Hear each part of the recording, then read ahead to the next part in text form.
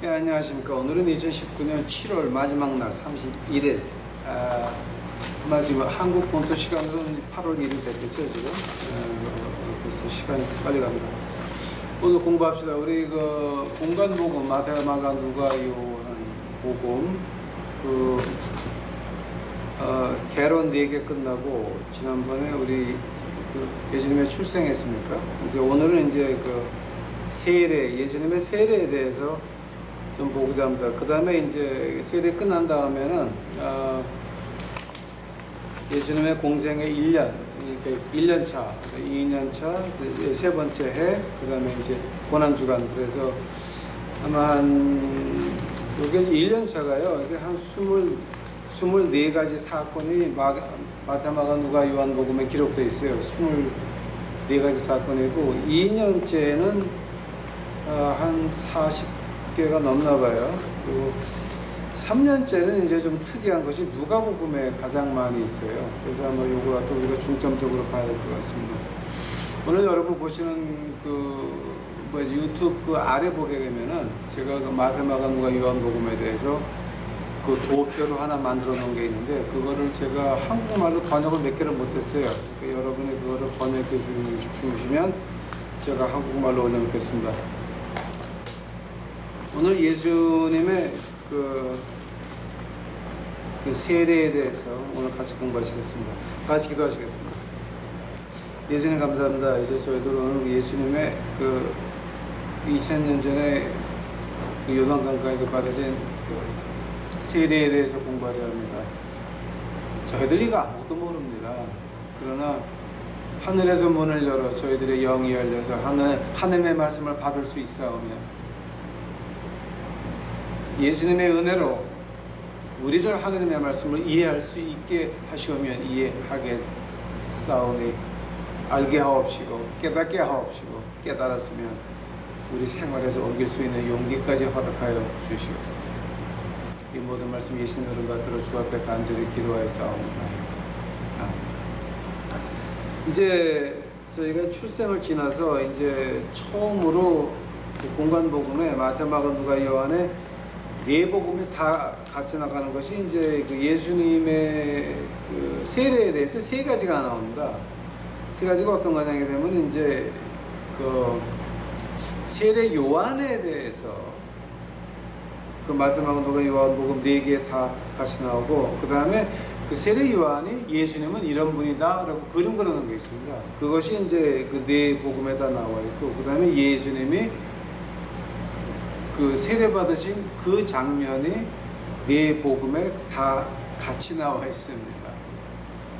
그 외에는 이제 마태, 마가, 누가, 그 다음에 마태, 누가, 이게 부분적으로 나와 있는 것들이 이제 있는데, 제가 그걸 한번 자세히 보고자 합니다. 마태복음 3장 1절 가보시기 바랍니다.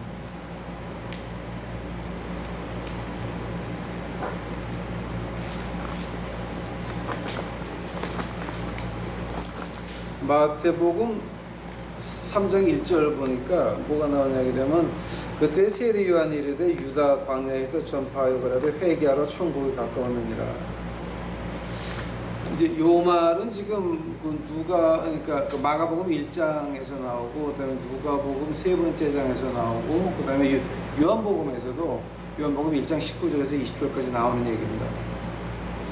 세례 요한에 대해서 그럼 세례 요한이 어떤 거를 가르쳤습니까? 그러니까 이제 마태복음 3장 2절부터 12절까지, 그 다음에 마가복음에서는 1장 2절부터 8절까지, 누가복음에서는 이제 3장 3절부터 14절까지가 나오는데, 요한복음에는 세례 요한이 뭐를 가르쳤다가 나오지가 않습니다. 마태, 마가, 누가까지만 있고, 그 다음에 이제 더욱더 재밌는 것은 세례 요한에 대해서 누가복음 한번 가보시고요. 누가복음. 이건 조금 좀 특이한 점인데요. 누가복음 3장 가시게 되면은, 누가복음 3장 19절, 20절 한번 보세요. 분봉왕 헤롯은 그 동생 아내 헤로디아의 일과 또 그의 행한 모든 악한 일을 인하여 요한에게 책망을 받았고, 그 위에 한 가지 악을 더하여 요한을 옥에 가두었더라. 자, 요 얘기는 마태복음 14장에 나오고 그 다음에 누가복음에 여기서만 나와요. 자, 근데 진짜 이제 이게 어떤 얘기냐 하게 되면은 이 헤롯이라고 하는 사람이요. 그때 이제 그 로마 황제의 기록을 보게 되면은 이제 그 로마의 그 황제 콜, 이제 그 귀족들 모이는 데서 하는 그 농담이 뭐였냐게 되면은 로마의 개가 헤롯 왕의 친척보다, 그러니까 그 형제보다 낫다라는 말을 합니다. 왜냐면은 이 헤롯 왕이 자기 동생을 죽이고 그 부인을 뺏어왔거든요. 헤로디아가 그 동생의 부인이었거든요. 그러니까 이제 그에 향한 모든 악이라고 하는 건 바로 그 동생 죽이고 그 동생의 부인 헤로디아를 뺏어왔다고, 거기에 대해서 세례 요한이 욕을 했다고. 너는 이거 틀렸다 그러고. 자, 틀리면 안 했습니까? 그거 틀리면 안 해서 진리였습니다. 근데 헤롯은 기분 나빠가지고 그 세례 요한을 옥에 가두고 맙니다. 이제 요 얘기는 마태복음하고 이제 누가복음에서만 나오는 얘기인데요. 이제 여기서 그 세례 요한의 그 품성을 볼 수가 있습니다. 예수님이 세례 요한을 어떻게 평가하셨습니까? 여자가 낳은 자 중에 가장 큰 자. 그러니까 이제 주님 빼놓고,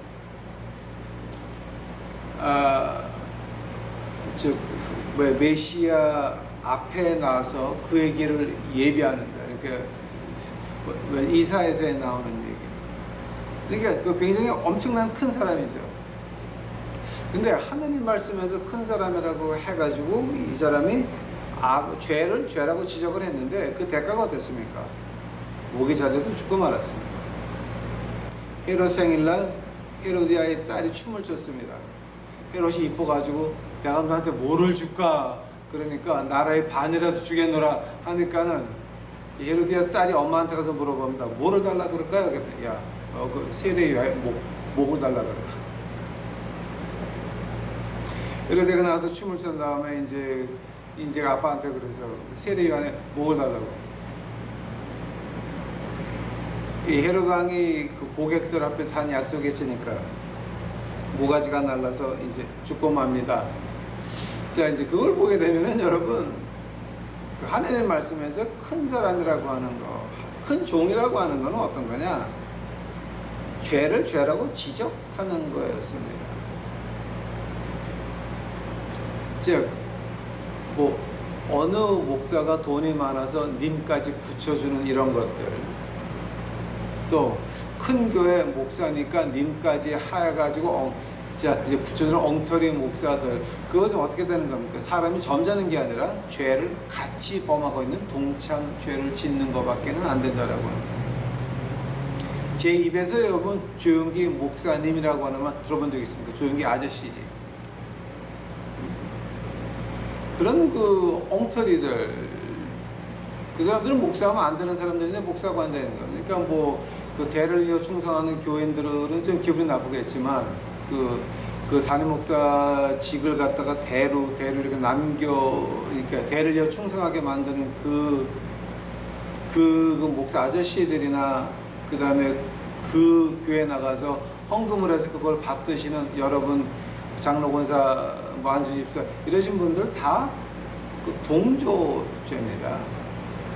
그러니까 우리가 하나님 나라에서 인정을 받으려면 죄를 죄라고 말을 해야 됩니다. 그 다음에 이제 우리가 그 세례 요한을 보면서 이제 주님이 세례를 받으실 때 이제 요한복음 한번 가보시겠습니다. 여러분. 요한복음 1장 가보세요. 요한복음 1장. 이제 아주 조금 좀 특별한 일이 많은데요. 요한복음 1장 29절 가보세요. 요한복음 1장 9절보다 자, 29절부터 제가 봐요. 이튿날 요한이 예수께서 자기에게 나오심을 보고 말하되 보라 세상죄를 지고 가는 하나님의 어린 양이로라.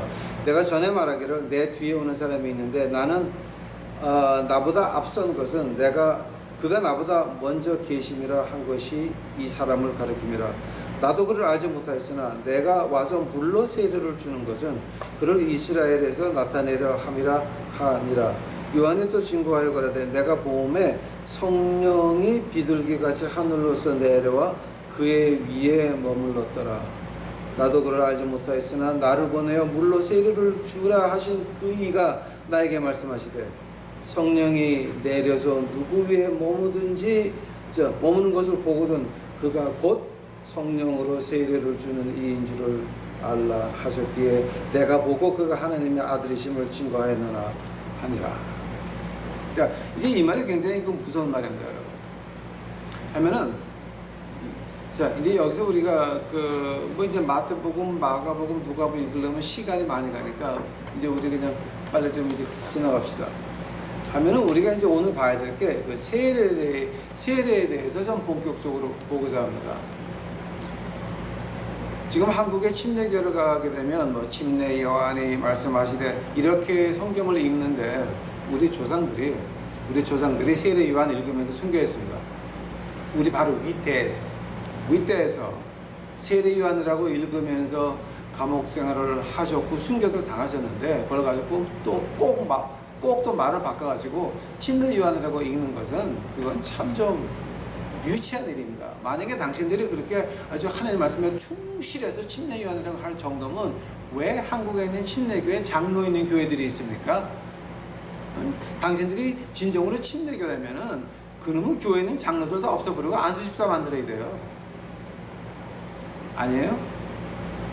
그러니까 당신들 행동이 쫓아오지 못하면서 말로만 침례라고 읽지 말라라고 하는 거예요. 그것도 위선의 일정입니다. 그래서 저는 한국에 있는 침례교회는 교회로 인정하나 가짜들.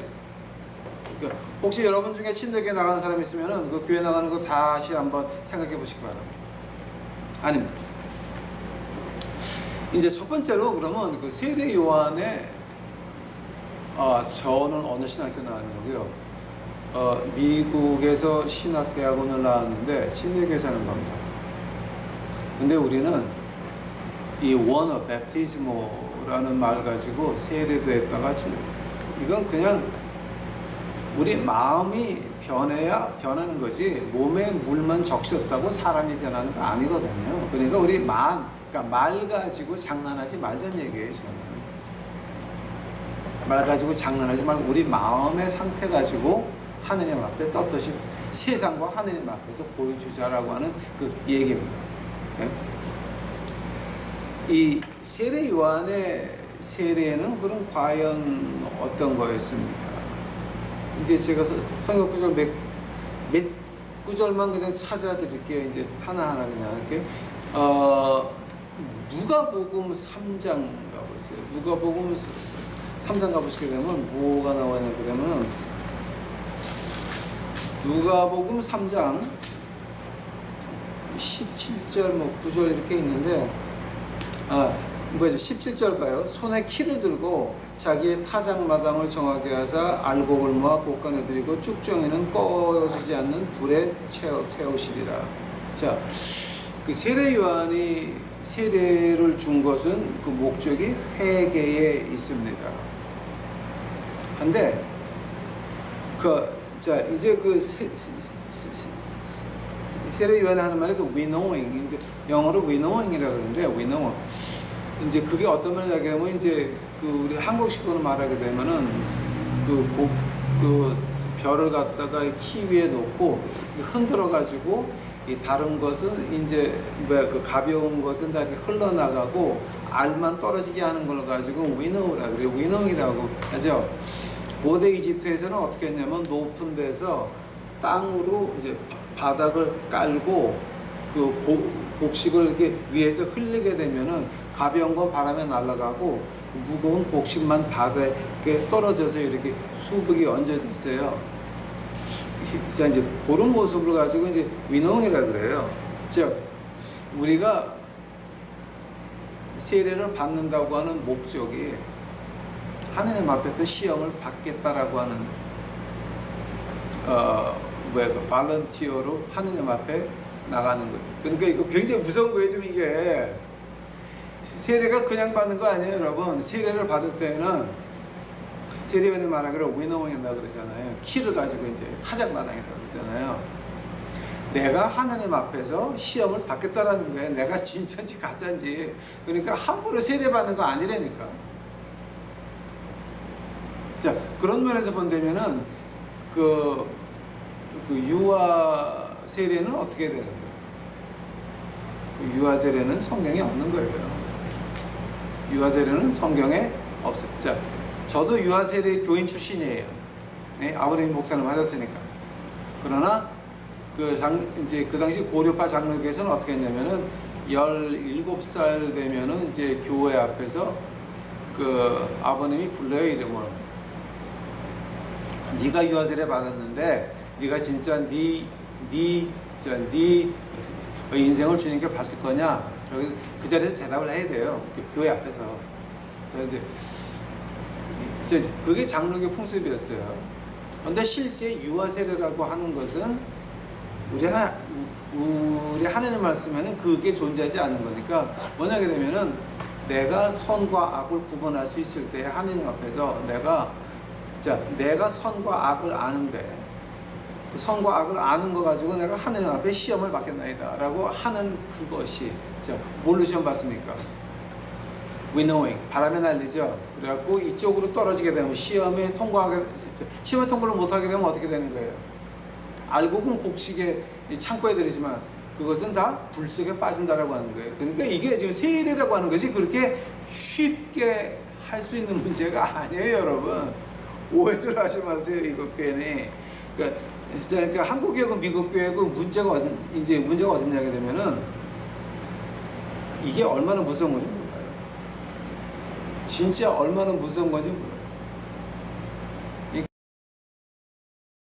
세례 함부로 주는 거 아니고 함부로 받는 거 아니에요. 하고 세례 주는 사람, 엉터리한테 세례를 받으면 어떻게 되는지 아세요, 여러분? 그 엉터리 목사가 무당이면 무당 신 받는 거야, 당신이. 그러니까 세례는 아무한테나 받는 거 아니에요. 안수는 아무한테나 받는 건, 특히 세례는, 오케이? 중국에서 세례를 주게 되면, 무당이 세례를 받게 되면 물 속에서 나오면서 그 귀신 다 깨져. 돼지 소리 나고 귀신 들리고. 맞아, 우리 교회에서 이제 우리 그 거지들 그 침례 많이 줬잖아요, 우리가. 근데 진짜 어떤 거지는 물 앞에 못 와요. 떨고 못 와. 그럼 내가 1시간을 씨름하다가 번쩍 안고 물 속에 같이 들어갔어, 내가. 그러면서 걔가 다 깨져요. 다 깨져. 그 귀신이 그 안에 이제 들어갔던 거죠. 다 깨지고 난리가 나는 걸 한번 본 적이 있어요, 제가. 그때는 굉장했어요. 굉장했어요. 그 이제 여기서 했는데 이제 걔를 안고 물 속에 들어갔다가 나오는데, 그게 이제 멕시코였거든요. 혼두라스에서 오네요. 물 속에 안고 들어갔다 나오는데, 진짜 엄청나더라고. 깨지고. 근데 자유 얻었다고. I'm free 하면서 비명을 지르는 거야. I'm free. 그런데 여기 있던 그 교인들이 다 같이 we're free 난리가 났었어요. 그러니까 이 세례라고 하는 건 아무나한테나 받는 거 아니고, 아무런 때나 받는 게 아니고, 함부로 받는 거 아니라고 하는 게, 여러분 이거 조심하셔야 돼요. 그러니까 이 세례 함부로 잘못 받으면 귀신 받을 수 있어요. 큰일 나는 거예요. 돈 받기 없는 목사한테 그 세례를 받으면 돈 귀신 받아. 조심해야 돼요. 자, 두 번째 그 세례 요한의 그 세례가 뭐였냐면은, 제가 이제 다른 책 가면 힘드니까 지금 있는데, 지금 누가복음 있었죠? 누가복음 3번째 장에 16절 가봐요. 이제 한 절 전. 아니야. 이거 어디야? Baptism Spirit Fire. 누가복음 3장 16절 가봐요. 요한이 모든 사람에게 대답하여 그러되, 나는 물론 너에게 세례를 주거니와 나보다 능력이 많으신 이가 오시나니 나는 그 신들매를 풀리게도 감당치 못하였노라. 그는 성령과 불러 너에게 세례를 주실 것이오라고 했습니다. 세례 요한이 말하기를 나는 이거는 못한다. 회개의 세례는 준다. 그러나 내 뒤에 오시는 분은 성령과 불로. 그 말에 관한 어떤 말입니까? 이제 요거는 제가 요거만 지나가서 저건 제가 이제 마지막에 따로 짚어야 되고요. 자, 그 다음에 이제 세례 요한이 한 게 뭐냐 그러면은 이거는 이제 마태복음 한번 가야 되겠네요. 마태복음 3장 가보세요.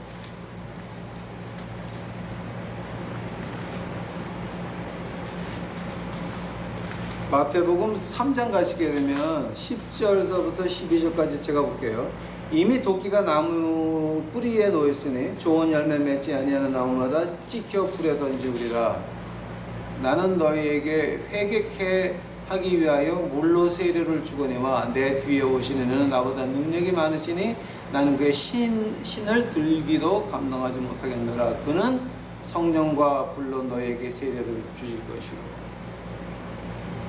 어떤 말 하게 되면은 하나님께서 말씀하시기를 야, 너 지금 열매 안 맺어서 한국 교회 72년을 기다렸어. 이제는 도끼가 나무를 찍기 시작하고 있습니다.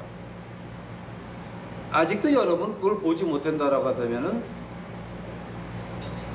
그러면 여러분 교회 헛나가시는 거예요. 헛 믿으시는 거예요. 아직도 하나님의 도끼가 한국을 찍고 있다는 것을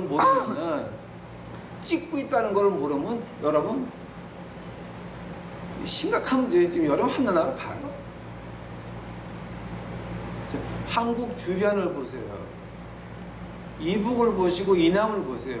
아직도 하나님의 도끼가 남한을 찍고 있는 거 안 보여요? 왜냐하면 한국 교회가, 한국 교인들이 하나님을 72년을 배신을 했거든. 배신. 이제는 하나님의 도끼가 임했는데 그것을 못 본다라고 한다면 여러분 저 하늘나라 가면 못 볼 것 같아요. 여러분. 자, 이제 두 번째로 그러게 되면 예수님이 왜 세례 요한한테 회개의 세례를 받았습니까? 아니, 예수님은 죄가 없으신 분인데 왜 회개의 세례를 세례 요한한테 받으셨습니까? 자, 왜 예수님이 세례 요한한테 세례를 받았냐면 그 이유가 이제 두 가지가 나오죠. 나는 사람이다라고 하는. 자, 나는 하나님이시나 동등함을 취하지 아니하시고 인간의 몸을 입고 태어나신 진정한 인간이 하느님 앞에 그 명령에 복종하는 거, 그거 세상에 보여준 거예요. 나는 진정한 인간이라서 하느님 앞에서 내가 복종할 거다. 언제까지? 죽기까지. 두 번째 이유는 뭐였습니까? 자, 이제 그래서 나는 죽음으로써 하나님의 명령에 복종할 거다. 이거 두 가지를 보여주기 위해서 우리 주님이 하나님이신데 하나님과 동등함을 여기지 아니하시고 사람이 몸을 입고 태어나셔서 인간 세례 요한에게 세례를 받은 그 이유가 바로 거기 있다라고 하는 거예요. 자, 이제 여기 이제 주님이 이제 그렇게 하셨어요. 하면 우리는 어떻게 해야 됩니까? 우리는 하나님한테 복종해야 됩니까? 저항해야 됩니까? 하나님 말대로 해야 됩니까? 우리 마음대로 해야 됩니까? 이거 우리 조금 심각한 문제예요, 지금. 진짜. 그러니까 여러분이 그 예수님이 뭐 때문에 인간에게 세례를 받으셨나? 하나님 말씀에 복종이었습니다. 하면 우리는 복종할 겁니다. 예수님도 하나님 말씀에 복종하십니다. 예수님도 하나님 말씀에 어떤 말씀입니까? 구약에서 일어나는 그 모든 것들 마지막에 목마르다 혼을 내어 놓으실 때까지 마지막에 구약에 있는 것을 이루신 나의 주 예수 그리스도 죽기까지 복종하실 겁니다.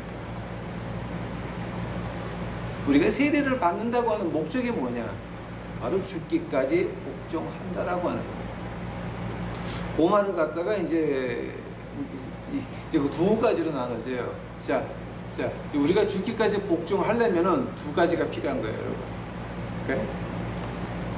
두 가지가 필요한데 그 첫 번째가 뭐냐게 되면 베드로 전서 가보세요.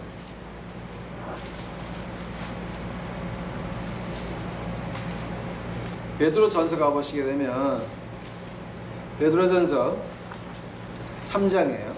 베드로 전서 3장 21절이에요. 베드로전서 3장 21절 물은 예수 그리스도의 부활하심으로 말미암아 이제 너희를 구하는 편이 곧 세례라 육체 더러운 것을 제하여 버림이 아니요 목욕한 게 아니라 제하는 것이 아니요 오직 선한 양심이 하나님을 향하여 찾아가는 것이라. 즉 세례 목적이 뭐였습니까? 자 이제 두 가지가 필요하다 그랬죠. 예수님과 같이 복종하려면 두 가지가 필요하다 그랬죠. 처음에 게 뭐냐 그러면 선한 양심이라고 하는 거예요. 선한 양심 하면은 그 선한 양심이 어떤 거를 선한 양심이라고 지금 말하는 거예요. 생각 좀 해보세요.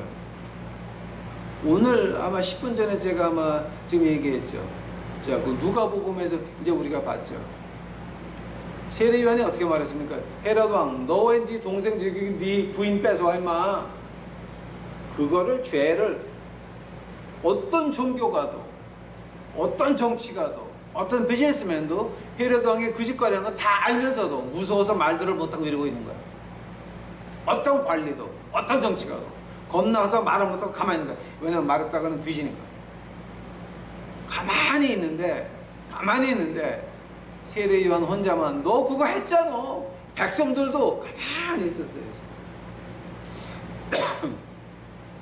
제가 요즘 그 한국을 보면서 신기한 게 뭔지 아십니까?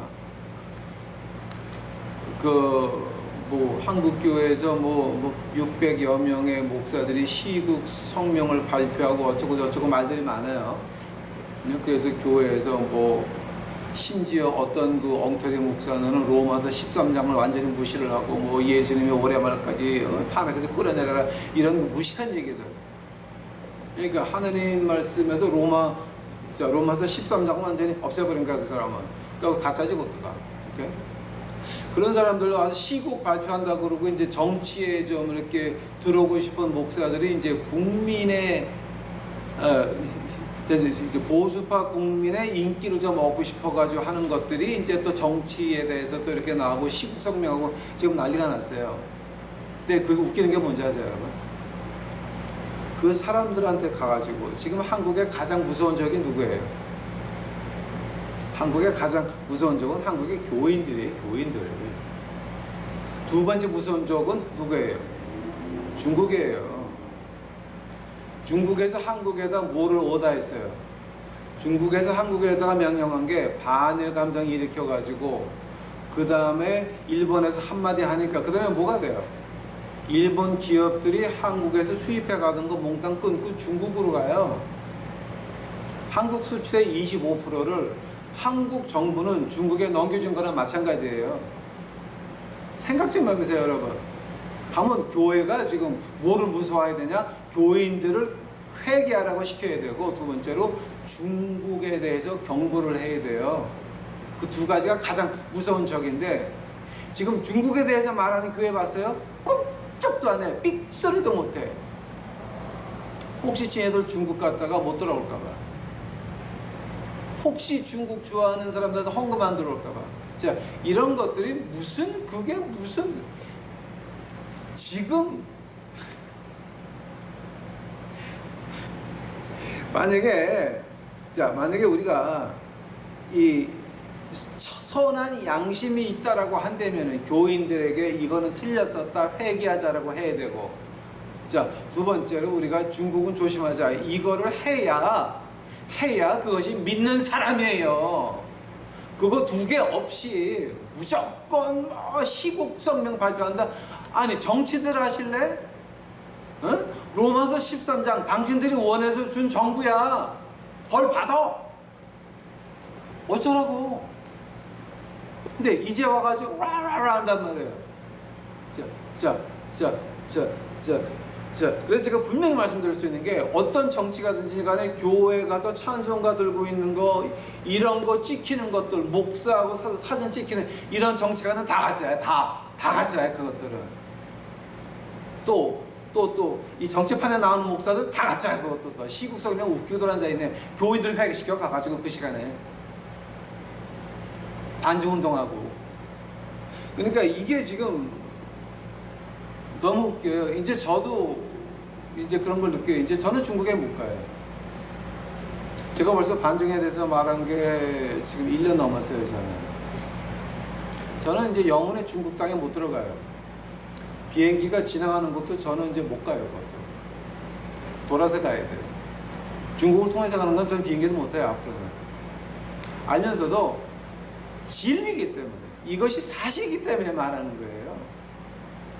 만약에 내가 없는 일을 말했다 그러면 저는 거짓말쟁이지만 지금 일이 그렇게 벌어지고 있잖아. 한국의 수출 25%를 몽땅 중국에 줬잖아, 지금 정부가. 하면 교회 하는 일이 뭐예요, 그러면은? 교인들을 회개시키고 반중해야 되는 거 아니야? 그거 안 해요. 그러면서 시국 발표하는 것들 다 가짜야, 그것도. 그거 여러분 굉장히 조심해야 돼요. 자, 우리가 성령과 불로 세례받아가지고 뭔가 옳은 일을 한다 그러게 되면 먼저 선한 양심이에요.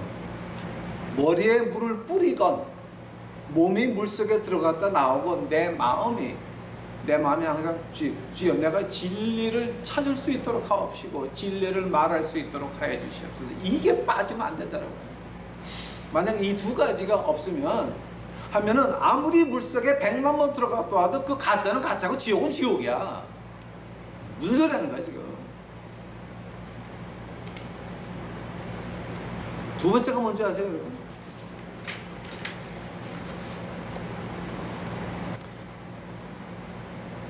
불과 성령의 세례가 뭐 때문에 필요한지 아세요 지금?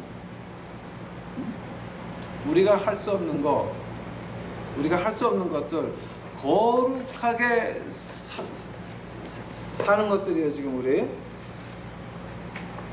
거룩하게 살아야 되려면은 이제 이 두 가지가 필요하다 그랬죠. 하나는 선한 양심이고 그 다음에는 우리가 평상시에 못하던 것들을 할 수 있게끔 나에게 용기를 주고 힘을 주는 것이 뭐냐면은 성령 세례라고 하는 거예요. 불과 성령으로 너희에게 세례를 주리라.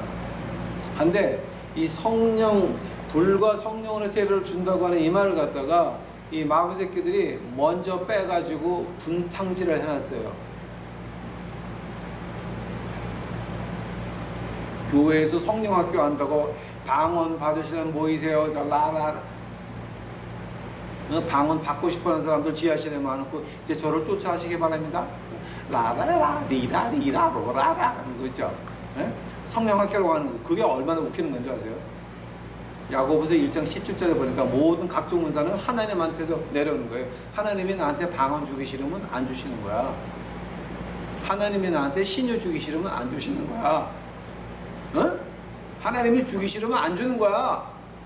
근데 하나님이 주기 싫다는데 내가 억지로 받겠다가 라리요 라라 이 짓거리 하고 있으면 자 그거 누가 줘요? 마귀 새끼가 주는 거지. 하면 당신은 하나님의 방언 받은 거야? 귀신의 방언 받은 거야? 즉 성령 학교 가서 방언 받았다? 당신 회개해야 돼. 자 왜냐면 이미 당신은 무당 귀신을 받았을지도 몰라. 그러니까 이거 성령 세례라고 하는 거 굉장히 조심해야 되는 것 중에 하나예요. 자, 근데 우리가 그걸 조금만 빨리 합시다. 그 고린도 전서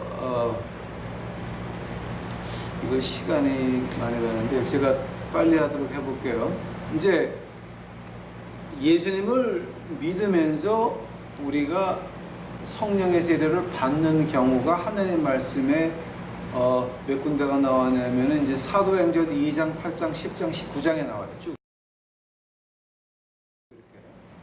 예수님을 영접하면서 이제 하나님의 영을 받았어요.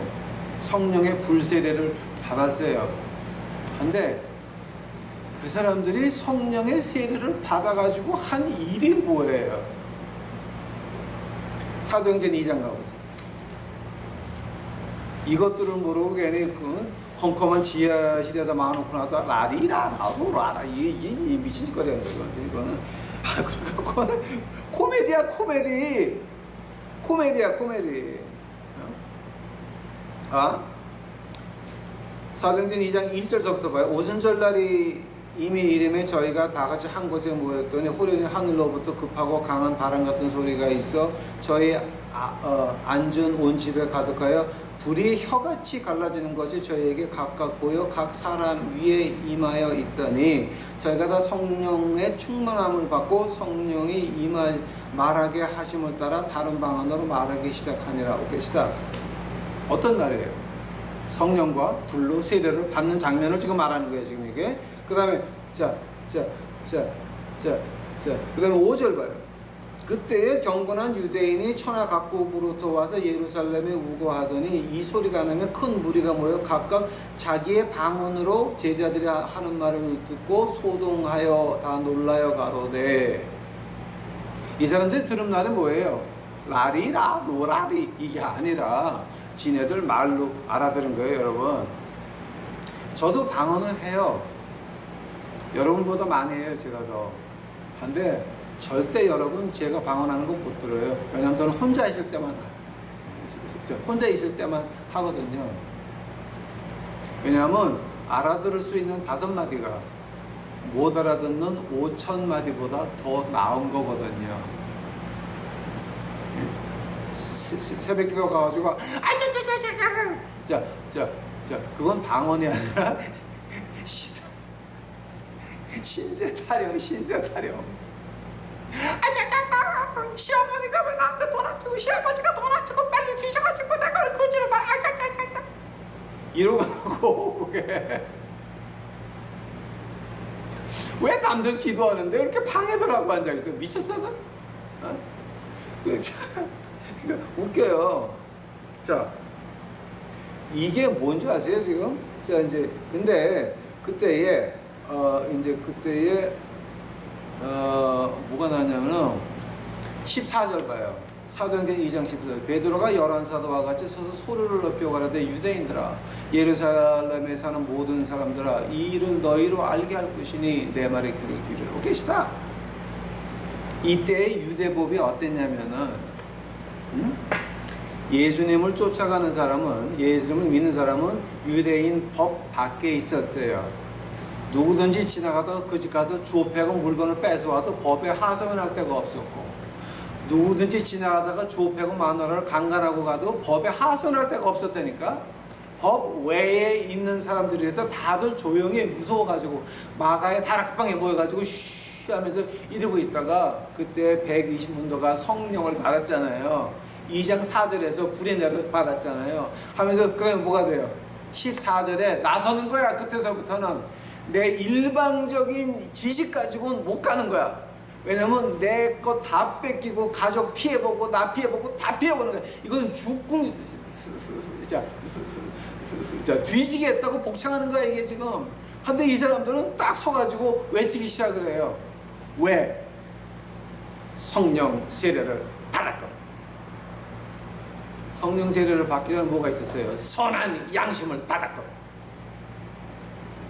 즉 선한 양심과 성령 세례는 같이 가야 돼. 내가 평상시 못하던 거 하나님 이름으로 예수님의 영광을 위해서 목숨 던질 수 있는 게 뭐 때문에 그렇습니까?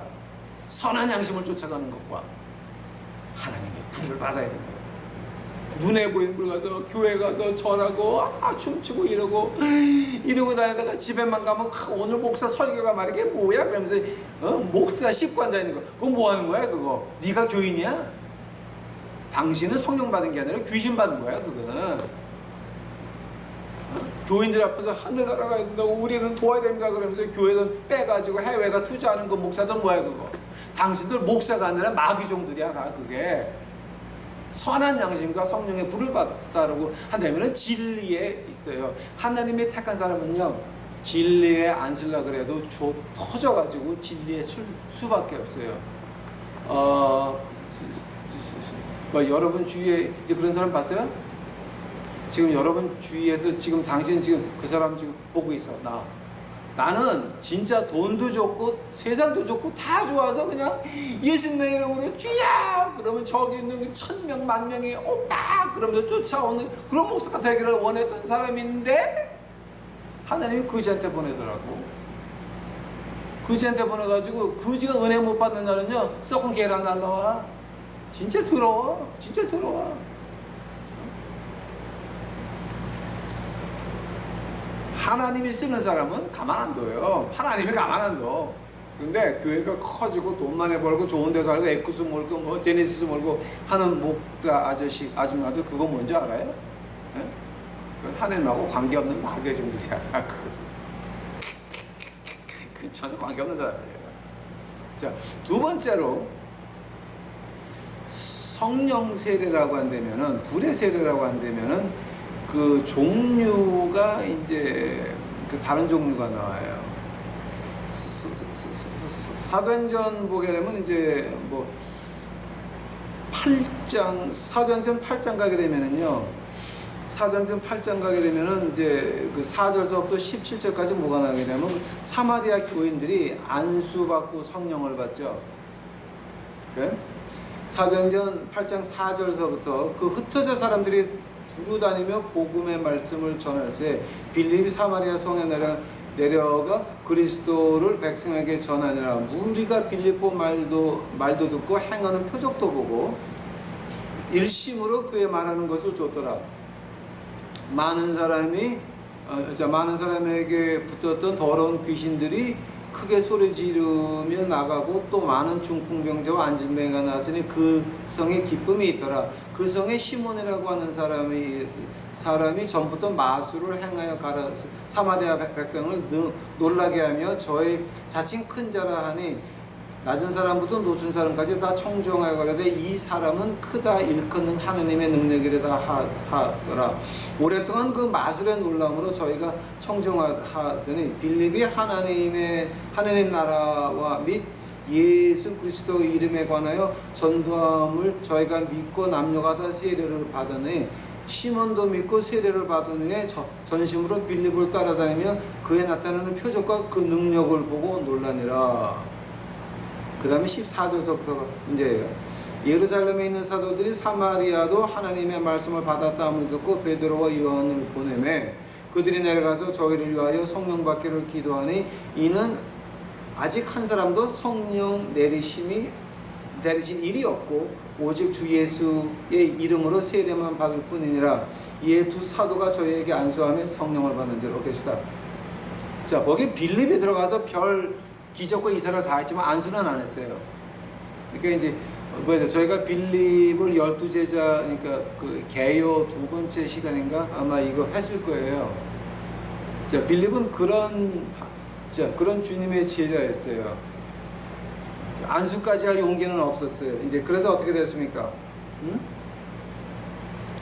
제자들이 내려가서 안수하니까 뭘 받았어요? 성령님을 받죠. 시다. 여러분 돈 밝히는 목사 이제 가짜 목사한테 가서 안수 받으면 뭐가 돼요? 당신들 돈 귀신 받아. 돈 귀신 무당 받는다니까. 성령이 없는 돈 귀신이 꽉 찬 사람한테 안수 받으면 뭘 받아요? 돈 귀신, 무당신 받지.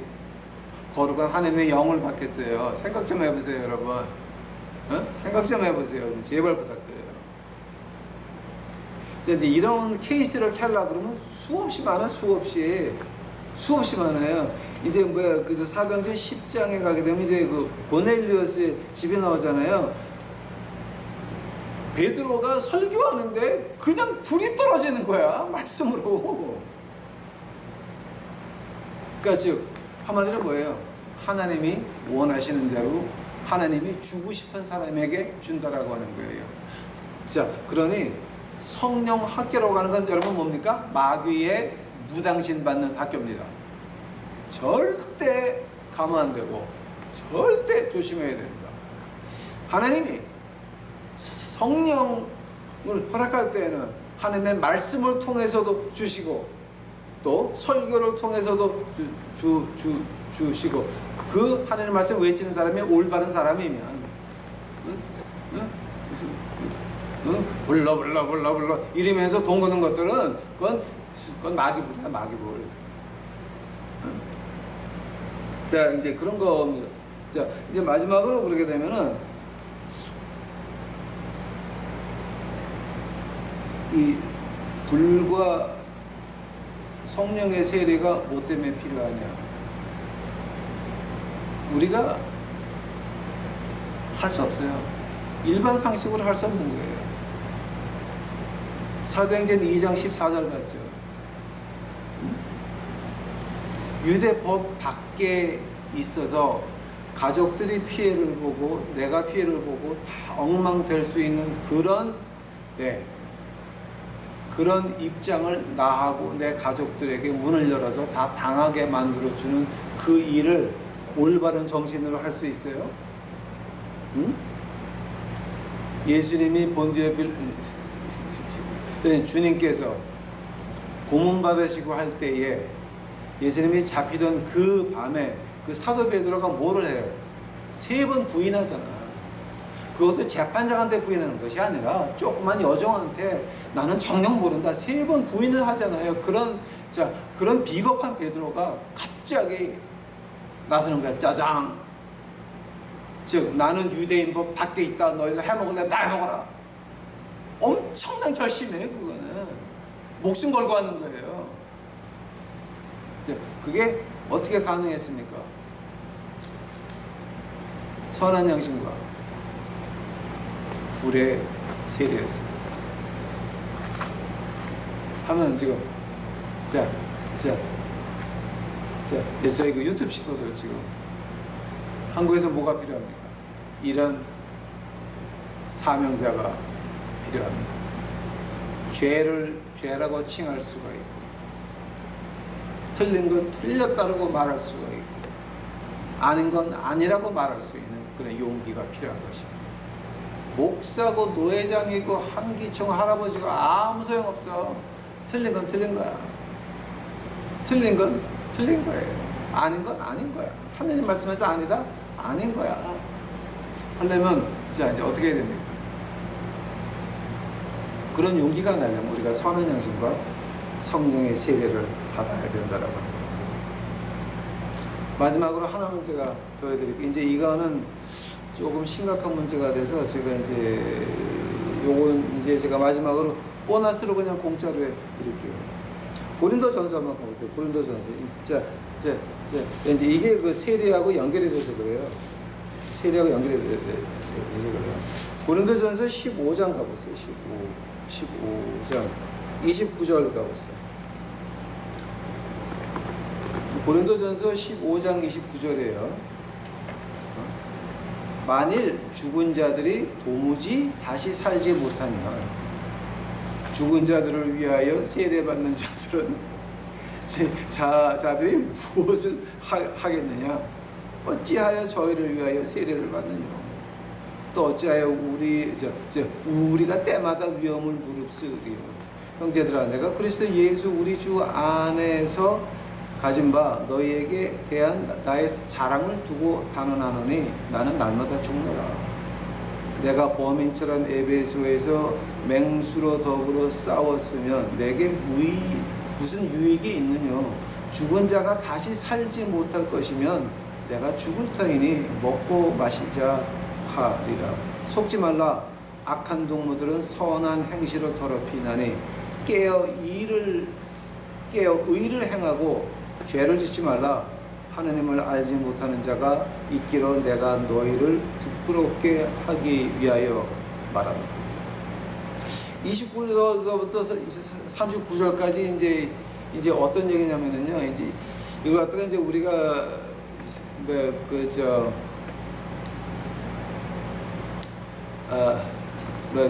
라틴어로 표현하면은요. 버가토리움이라고 이제 그 라틴어로 표현을 해요. 이제 거기서 영어가 이제 펄가토리라고 나왔어요. 근데 한국말로 번역하게 되면 펄가토리가 연옥만 하는 거예요. 오케이? 우리가 연옥에 있는 우리 조상들을 위해서 이제 그들을 위해서 세례를 대신받고 그들이 하늘나라 갈 수 있습니까? 그 말이 어디서 나냐면 면죄부에서 나와요. 마틴 루터가 종교개혁할 때 뭐 했어요? 너희들 이 헌금함에 너희 금동전, 은동전이 땡그랑하고 울려 퍼질 때 그때 너희들 친척의 혼이 하늘나라로 올라간다. 이런 말 했잖아요. 거기에서 마틴 루터가 뉘시까지 돌아가지고 벽에다 못 막은 95조 못을 박아놓고 나서는 종교개혁을 시작을 하잖아요. 생각 좀 해보세요, 여러분. 벌써 하나님께서는 시간과 공간 밖에서 시간이 지나게 되면 너희들 이제 여기는 어떤 그 종교 집단이 나와가지고 이제 주님과 나의 1대1의 관계를 갖다가 종교화를 시켜요. 그래서 그거를 이제 상품화를 만들어. 근데 그게 다 팔리고 나게 되면은 또 교인들을 노예화를 해야 돼. 그 노예화 이제 하다 보니까 뭐가 나와요? 면죄부가 나올까? 면죄부. 너희들 동전이 땡그랑 거기 퍼질 때마다 너희 친척의 혼이 하늘나라로 올라가는데, 이런 말 듣고 그냥 마틴 루터가 헷가닥 돌아가지. 야 이거 이씨 가짜 이씨. 그래서 종교개혁이 시작이 되는데요. 즉 연옥이라고 하는 건 존재하지 않는다라고 하는 거예요. 우리 연옥은 절대 존재하지 않습니다, 여러분. 자, 그러니까 제가 이제 간절히 이제 부탁 이제 드리니까 이 연옥 이거는 가짜입니다. 그러면 이제 결론으로 제가 한 번만 더 읽어드릴까요? 이거를 로마서 6장 가보세요. 이제 마지막이에요. 이제 로마서 6장 4절. 그러므로 우리가 그의 죽으심과 합하여 세례를 받음으로 그와 함께 장사되었나니 이는 아버지의 영광으로 말미암아 그리스도를 죽은 자 가운데서 살리심과 같이 우리로 또한 그 새 생명 가운데서 행하게 하려 함이니라. 세례를 받음으로 그와 함께 장사됐다 그러죠. 맑은 양심, 선한 양심을 얻고 성령의 불로 세례를 받으려면은 그럼 뭐를 버려야 되는지 아세요? 내가 내 욕심을 장내 지내야 된다라고 하는 거예요. 즉 레위기에서 번제물 양을 가져가죠. 그 양을 죽이는 건 누구예요? 양을 가져간 죄를 용서받고 싶은 사람이 그 양의 목을 따는 것 같이 내 죄를 주 앞에 가져가서 주여 나를 죽여주시옵소서, 바로 그 죽여달라고 하는 그 내 욕심을 죽여달라고 하는 것이 세례라고 하는 거예요, 여러분. 그게 결론이에요. 지금 결론은 뭐냐면은, 자, 내 욕심이 살아있어 가지고서는 선한 양심 못 가져요. 하나님의 일 못해요. 하나님의 일 담대하게 못해요. 안 되는 거예요. 그건 못하는 거야. 그러니 하늘에 불 받다가 불 하다가 뭐를 받아요? 내 욕심이 그냥 있으면 마귀불 받는 거야. 마귀불. 결론이 뭐냐? 이 세례라고 하는 거는 내 욕심을 하나님 앞에서 죽이는 것을 가지고 이걸 갖다가 세례라고 하는 거예요. 자, 그 세례라고 할 때에 그 표가 어떻게 나오는지 아세요, 여러분? 표가, 그러니까 세례를 제대로 받은 사람의 표를 제가 한번 예를 보아 드릴게요. 요한복음 5장 19절 가보세요. 요한복음 5장 19절. 요한복음 5장 19절. 그러므로 예수께서 저희에게 이르시되 내가 진실로 너에게 이르노니 아들이 아버지 하시는 일을 보지 않고는 아무것도 스스로 할 수 없느니 아버지께서 행하시는 그것을 아들도 그와 같이 행하느니라. 즉 주님께서는 하나님이 이거 요렇게 해라라고 하는 것만 하셨다라고 하는 거예요. 한번 요한복음 5장이죠 지금. 그러면 30절 가보세요. 내가 아무것도 스스로 할 수 없노라. 듣는 대로 심판하느니 나는 나의 원대로 하지 않고 나를 보내신 이의 원대로 하라는 거로 내 심판은 의로우니라. 즉 하나님께서 이렇게 얘기해라, 이렇게 심판하라, 그거를 듣고 판단을 한다는 거예요. 자, 지금 이 구절에서 키워드가 뭐예요? 스스로 할 수 없다. 나의 원대로 하지 않는다예요. 나의 원대로 하지 않는다. 스스로 할 수 없다예요. 하면은 이방지 요한복음 가있으니까 8장 28절 가보세요. 8장 28절. 요한복음 8장 28절. 이에 예수께서 가라사대 너희는 인자를 둔 후에 내가 그인 줄 알고 또 내가 스스로 아무것도 하지 아니하고 오직 아버지께서 가르치시는 대로 이런 것을 말하는 줄로 알리라. 즉 키워드가 뭐예요? 내가 할 수 있는 게 아니라 아버지가 하신 말씀, 내가 원하는 대로 아니라 하나님이 원하는 대로. 한 장만 더 볼게요. 요한복음 12장 가보세요. 이제 이왕 요한복음에 지금 가 있으니까 요한복음 49절 가보세요. 요한복음 12장 49절.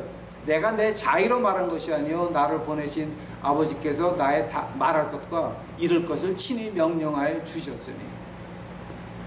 자, 주님이 세례를 받은 이유가 뭐였어요? 내가 원하는 대로 말하지 않고 내가 원하는 대로 하지 않고 내 마음대로 하지 않고 아버지가 들려주는 말씀만 했고 아버지가 들려주는 판단만 했고 아버지가 하라는 것만 했다라고 하는 거예요. 어디까지? 죽을 때까지. 다 이루었다까지.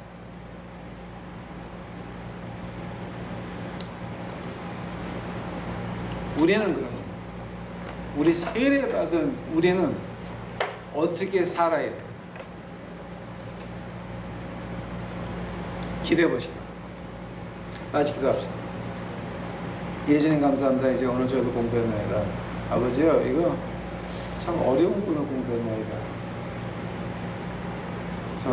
자, 이제 저희가 어디까지 쫓아가야 완전히 쫓아가는 것인지 감도 할 수 없는 그저 하나님에게 은혜를 구할 수밖에 없는 주여, 우리 유튜브 식구들 마음을 주관시켜 주시옵시고 하나님 볼 수 있도록 하옵시고 하나님 음성을 이제 들을 수 있도록 하옵시고 불로 그 마음 속에 큰 은혜를 받아서 우리가 평소에 할 수 없는 것들 용기를 내서 주의 복음을 외쳐서 이 땅에 한국 땅에 주의 나라가 임하는데 큰 일을 할 수 있도록 주여 축복하옵시고 우리 후세들 이제 기르는데 거기에 전력을 다할 수 있도록 아버지 하나님 우리의 모든 것을 바칠 수 있도록 주여 축복하시옵소서. 나라를 주여 보호하시고 이제 대한민국이라고 하는 이름만은 보존할 수 있도록 주여 축복하여 주시옵소서. 감사하오며 이 모든 말씀 예수님 이름 받들어 주 앞에 간절히 기도해서